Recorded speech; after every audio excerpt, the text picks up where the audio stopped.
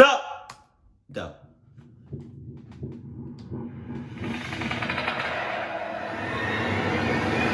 Let's go. I'm typically not the type of person who wins things like raffles or random contests. And for a while, I thought I was cursed and just had bad luck. Now though, I think it's the opposite. I'm lucky I don't win things. And I don't think I'll try to enter a raffle ever again after what happened to me in 2012. It's important to the story to know that my first name is Mason, but I tended to go by my middle name. Everyone called me James. And in 2012, Isn't James a Clark name? It is. the first time in my life, I had won a raffle. It was a big one too. I had won an all-expense paid trip for myself to the London Summer Olympics that year. I was ecstatic. I wasn't a big sports fan, but I loved the idea of a free vacation that I would have never been able to afford. The winnings came with a first-class flight, a 2-week stay at a fancy hotel, along with a personal valet. I thought I was dreaming, but the second I stepped onto the plane, I knew it was all real.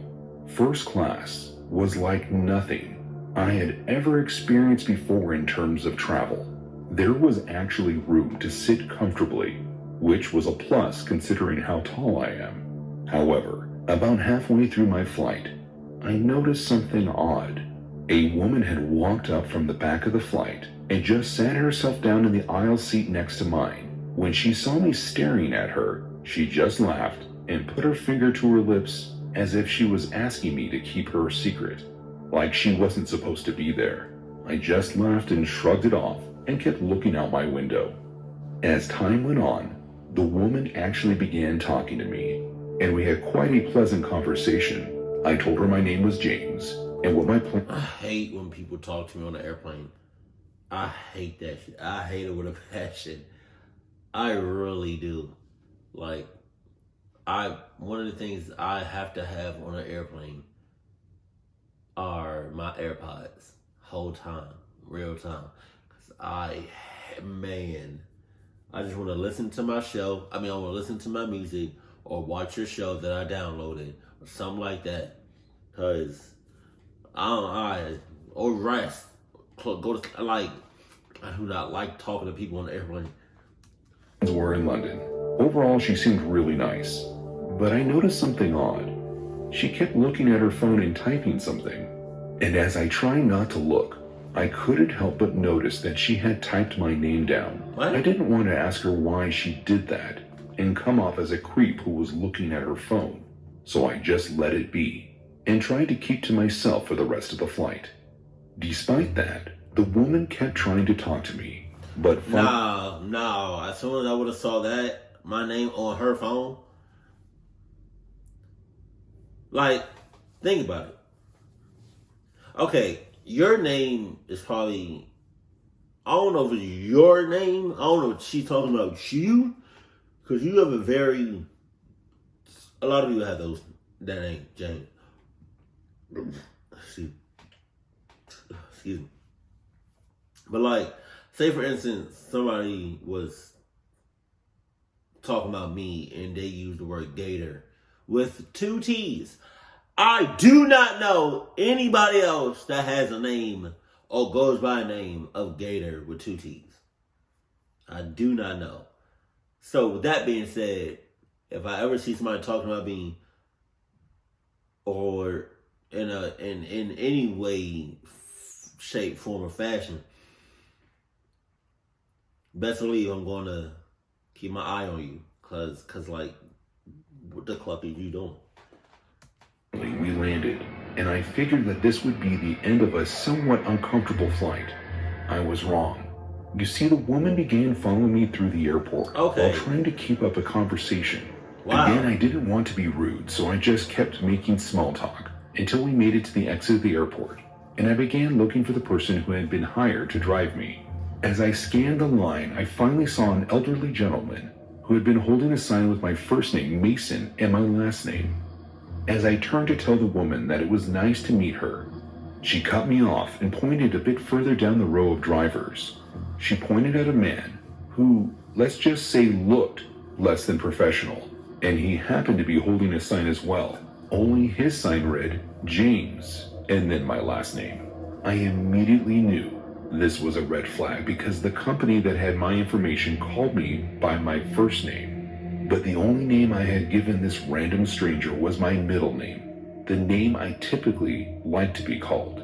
What was even more strange was her reaction when I informed her that it wasn't my driver. She got visibly upset and began speaking louder. She began to question why I gave her a fake name before storming away. I swear, as she went off on her own, I heard her say something about making her look stupid. I was confused, but ultimately was happy to be in the care of my driver, who I knew would get me safely to my hotel. But is it him? Just saying, you never know. Can't rule it out. As I was in the car with him, I explained the situation that he had seen unfold, and that's when he told me that I was that woman's target apparently. Wow. He said it's not too uncommon for someone to see a person alone in first class and take advantage of them. It's likely that she thought I would have money and set it up to look like she found my driver when really she was setting me up to be robbed and possibly even killed. That would explain her reaction when she found out she gave her fake driver the wrong name.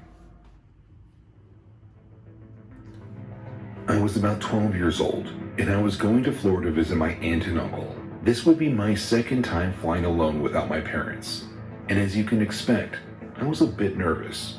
But considering how many times we had gone over what I was supposed to do when I landed, it really shouldn't have been something that I messed up. The plan was for me to get off my flight, to call my uncle immediately, and to stay on the phone with him while I walked to meet them. It didn't seem too difficult, and by the time it was all over, I would get to spend 2 weeks on the beach, so it was well worth being a little nervous. Well, as I landed in Florida and exited the plane, I followed my parents' instruction and got my phone out to call my uncle. The issue was, the battery was dead. I admit, I began to panic, and something in my head told me that maybe if I walked through the airport, I might find someone to help me, or maybe even find my aunt and uncle.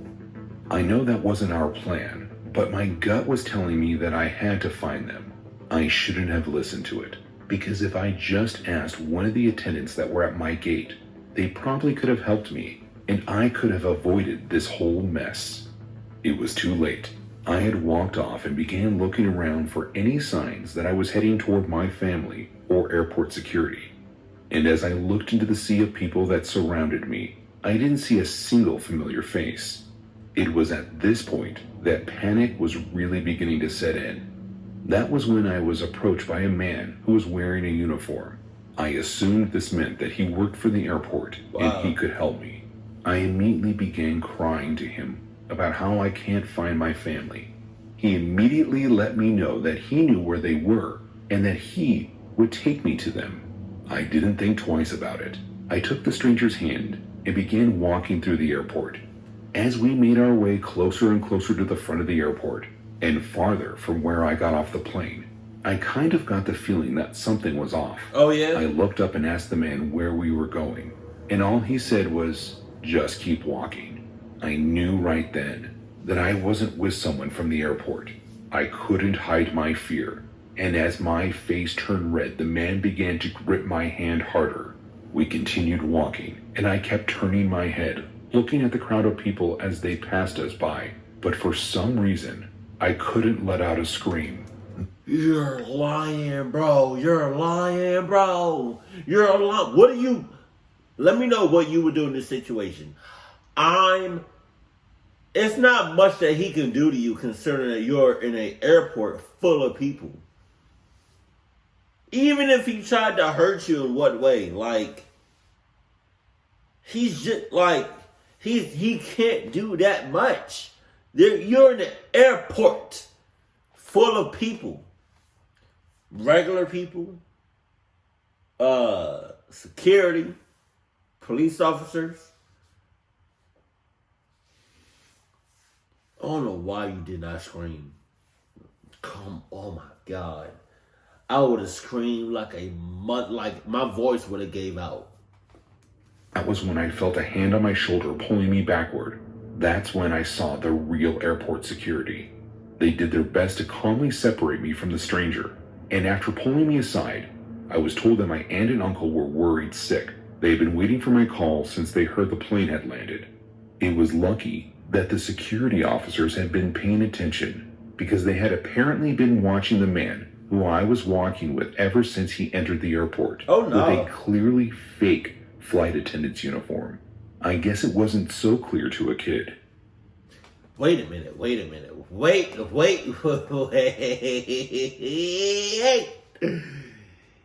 They noticed this guy since he walked into the airport with a clearly fake uniform on.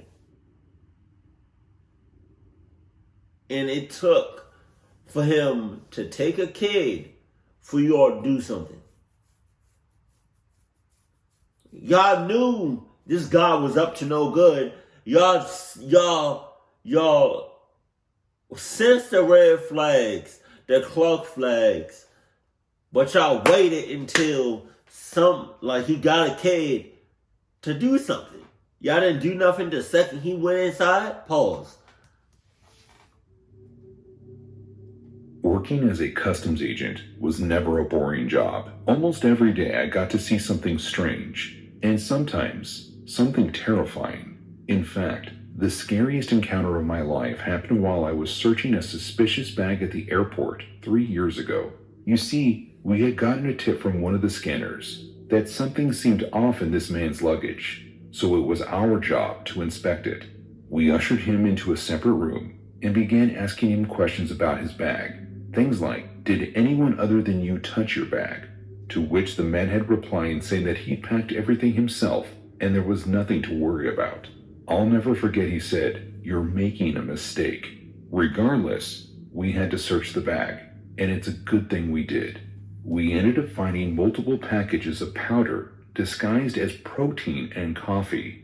But as soon as you looked inside one of the containers, you could tell it had been messed with, and after testing it, the product came back positive for traces of cocaine. As soon as we informed the man of what we had found, he began to get aggressive, and at some point, while still searching through the bag, I was left alone with the suspect. It was at this point that he informed me that my life was in danger. He said that someone had seen me bring him into the back room, and if we didn't let him out, I was going to pay the price. I tried to brush it off as just an idle threat, and of course, the man was arrested for attempted smuggling. However, the story didn't end there.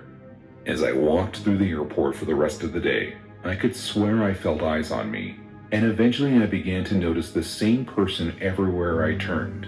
It was like no matter where I went in the airport, there was one man who was always about 20 feet away from me on his cell phone. Again, I tried to brush it off, but after an hour I got called into the head of security's office.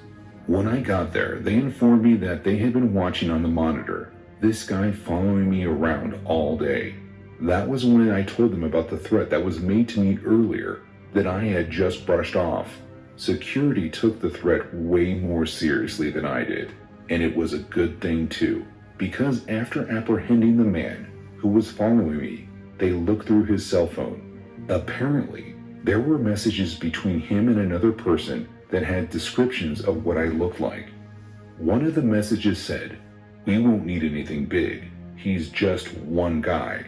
I had security pull my car around to a different part of the airport before driving home that night.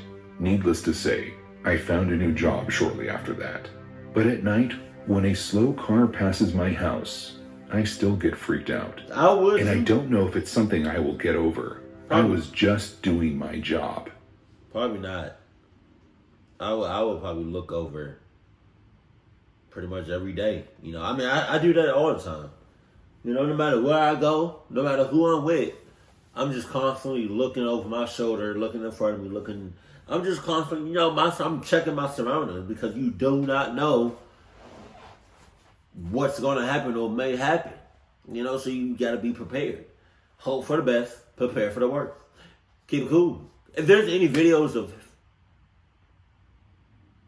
this guy, let me know that in the comment section below that you want me to react to.